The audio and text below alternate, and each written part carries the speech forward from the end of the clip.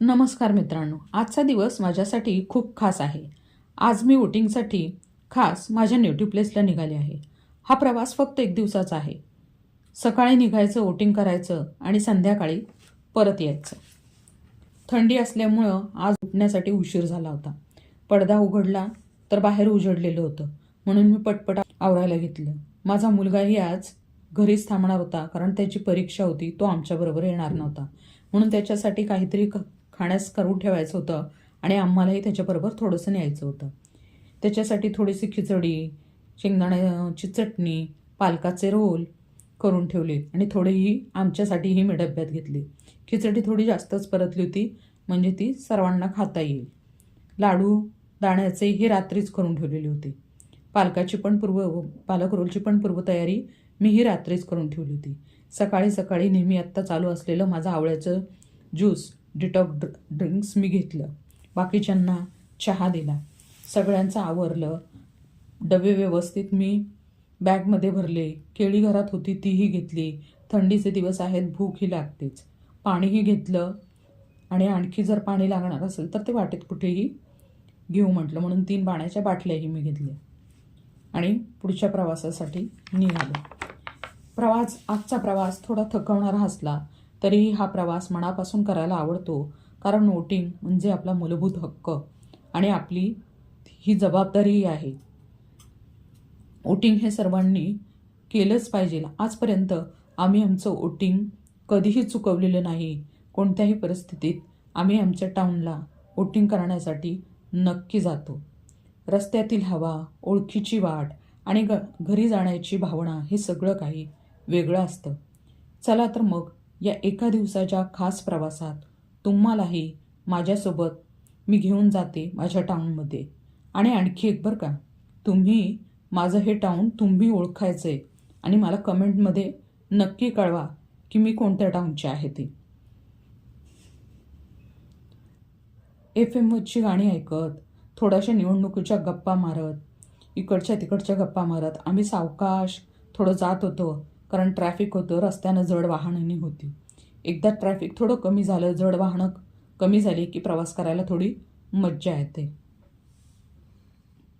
कोरोनाच्या काळामध्ये आम्ही इथे नव्हतोच. आम्ही आमच्या गावी गेलो होतो. अगदी त्यावेळेस 2 वर्ष आमची अगदी मजेत गेली होती. मुलांनाही ऑनलाईनच शाळा असल्यामुळे त्यांनाही फार मजा वाटत होती.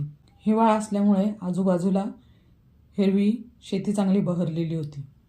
आम्ही नेहमी जाताना थोडंसं एक आमचा ठरलेलं स्नॅक सेंटर आहे, तिथे थांबतो, थोडं फ्रेश होतो, चहा घेतो, नाश्ता करतो आणि पुढे जातो. आमची गाडी नेहमीच्या स्नॅक सेंटरवर थांबली. तिथे आम्ही उतरलो. आमचे डब्बेही आम्ही तिथे काढले. तिथल्या ताई हे स्नॅक सेंटर चालवतात. त्यांचा वडापाव, भेळ, वडा सांबर खूप छान असतं. चहाही तिथे खूप छान मिळतो. तिथली भेळ इतक्या थंडीत सुद्धा अगदी कुरकुरीत आणि टेस्टी होती. आम्ही आमचे डबेही तिथे खाल्ले. उपवासवाल्यांनी त्यांची खिचडी खाल्ली. आम्ही आमचे पालकाचे रोल खाल्ले. मुलांनी कटवड्यावर चांगला ताव मारला. भरपूर नाश्ता केला. थोडंसं डॅमच्या साईडला आम्ही पाणी पाहण्यासाठी उतरलो. यावर्षी भरपूर पाऊस झालेला होता, तर हे डॅमचं पाणी खूप खाली गेलेलं होतं. जमीन अगदी कोरडी दिसत होती. थोडंसं रिलॅक्स झालं की पुढचा प्रवास करायला कसं आपण फ्रेश होतो. हिवाळा असल्यामुळे सगळीकडे हिरवीगार शेती होती. काही ठिकाणी हुरड्या पार्टीच्या पाट्याही लागलेल्या होत्या. शेतकरी आपली थोडीशी भाजी, फळं घेऊन काही वाटेतही विकण्यासाठी वाटेतही बसलेले होते. असाच प्रवास थोडा करत आम्ही आमच्या टाऊनमध्ये आलो.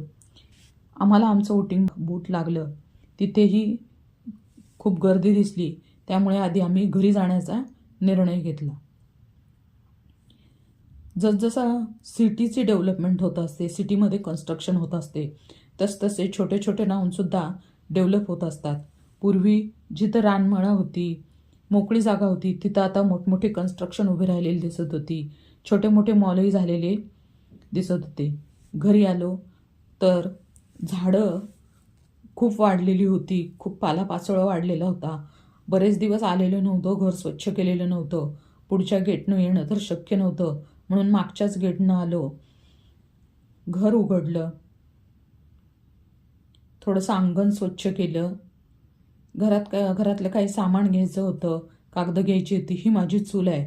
आम्ही इथे असलो की काही पदार्थ, काही रेसिपीज, काही खास जेवण आम्ही चुलीवर करतो.